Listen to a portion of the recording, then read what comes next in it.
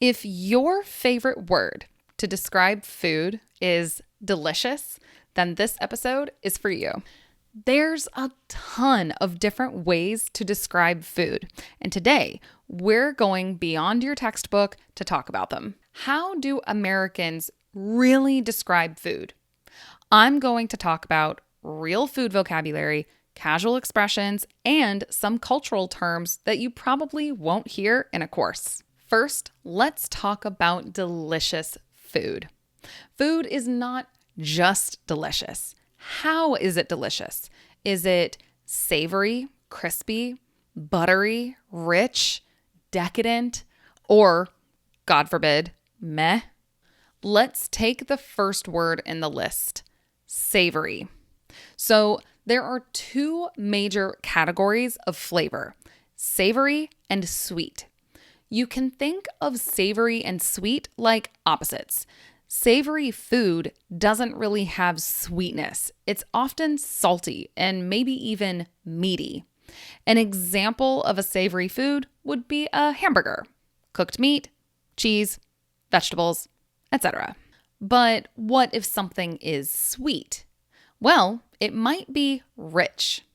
Now, rich can also mean someone who has a lot of money, but we also use this word to describe food that is very sweet in a heavy kind of way. For example, a double chocolate cake is probably very rich, not just sweet, but the kind of sweet where you might feel like going to sleep after you eat it. That's something we would call rich. A word that is very similar to rich is decadent. This word is used almost exclusively to describe desserts and typically chocolate cakes for some reason, or chocolate in general. Decadent is something smooth and luxurious, which often describes chocolate. Now, if we want to describe the texture, some common texture words are buttery, flaky, and crispy. For the word buttery, the clue is in the name. If something is made with a lot of butter or has a very strong or noticeable flavor of butter, we can say it's buttery. So buttery can describe something sweet or savory. A cupcake can be buttery, for example, but so can popcorn. For the word flaky, this word can also describe a person. Why is that? Because a flaky texture means a food that has a lot of layers that are very delicate and fragile and fall apart pretty easily. So we can also use this word to describe a person who is unreliable and inconsistent. That would be a flaky person. For the word crispy, this could also be something sweet or savory.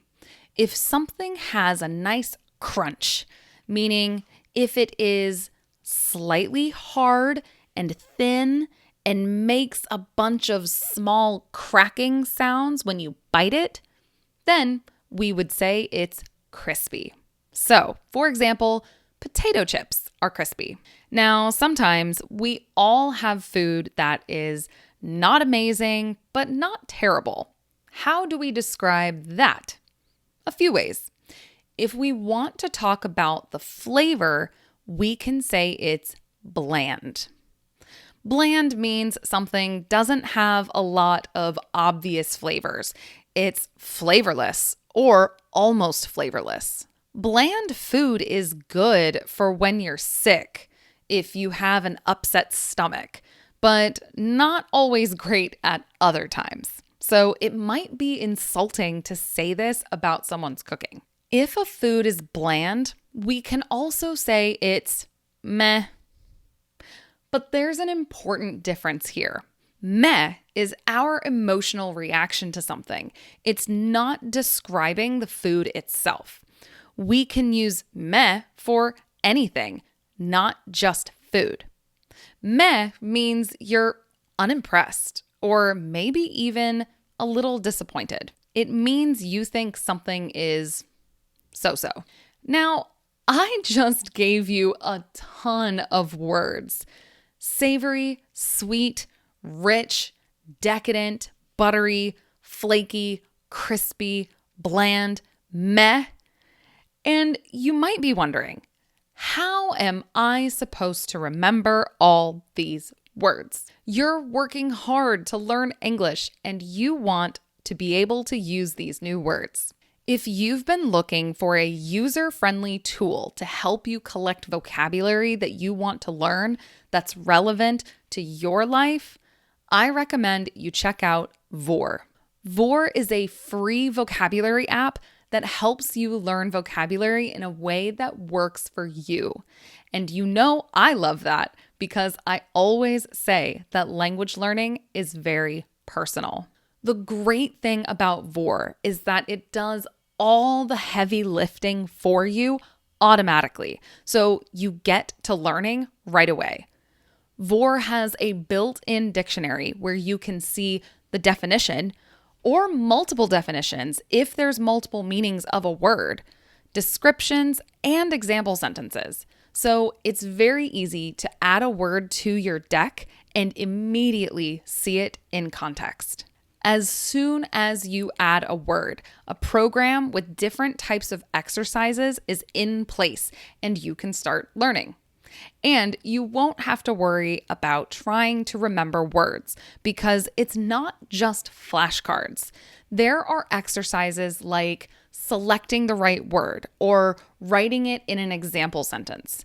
So the words you learn will stick with you. If you want to check this app out, and like I said, it's free, so why not at least check it out and see if you like it? Then you can follow the link in the description. Now, we talked about specific words to describe food, but what about phrases? First of all, talking about all these different types of food is making me hungry.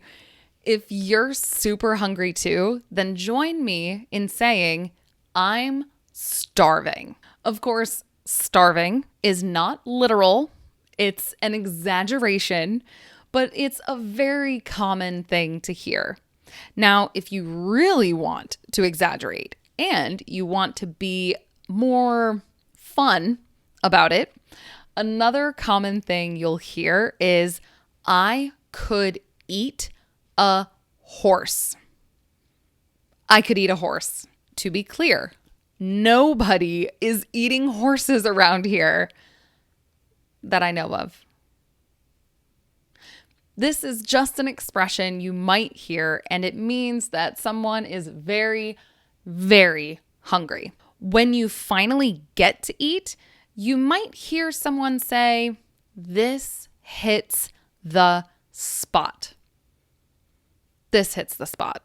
This expression means that the food is really good and it perfectly satisfies you. A simpler and more straightforward thing to say is, this is so good. But what if it isn't that good? Well, remember about bland. You can say, it's kinda bland. Using kinda is a way to soften the statement. So if the food doesn't have a lot of flavor and it's a little disappointing, you can say, it's kind of bland. Or another expression we use is nothing to write home about. Nothing to write home about. This expression means that it isn't very exciting or interesting, and we can also use this expression to describe anything, not just food. Now, let's pivot into food culture in general because there's a lot of new vocabulary in that category. Here's the vocabulary I'm going to talk about. Foodie, comfort food, fast casual, meal prep, and cheat day. 5 phrases, let's go. First word, foodie. A foodie is a person who is very passionate about trying new food and finding new restaurants. Me, for example, I am not really a foodie because, yeah, I like to try new food and new restaurants sometimes, but I don't make a habit of it. I like the food I like, and only occasionally branch out, meaning try something different and new. But if you are a foodie, make sure to let me know and tell me what your favorite type of food is.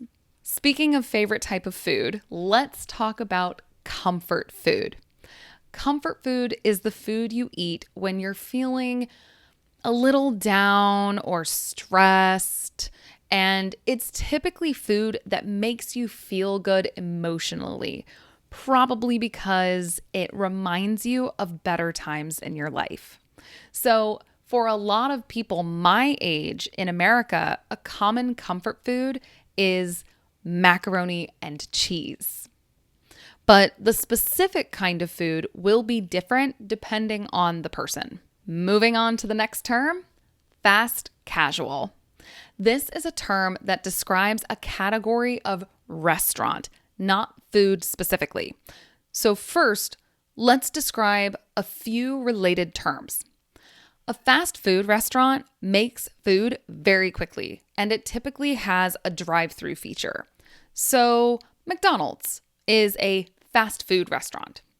The opposite of that is a sit-down restaurant. A sit-down restaurant doesn't have a drive-through. You go into the restaurant, sit down, you're served by a server, and the food is slower to arrive. A fast casual restaurant is in the middle. It's faster than a sit-down restaurant, but has better food than a fast food restaurant like McDonald's. If you live in America, a fast casual restaurant would be Chipotle or Panera. But a lot of people don't want to eat outside of their house so often. Nowadays, a lot of people are trying to have healthier habits by meal prepping. To meal prep means to choose a day and make all of your food for the upcoming week. So you're preparing meals in advance. That's meal prepping. My husband meal preps, for example. Every Sunday night, he prepares all of his lunches and all of our dinners for the week. He does this because he's very health conscious, meaning he pays a lot of attention to his diet and exercise.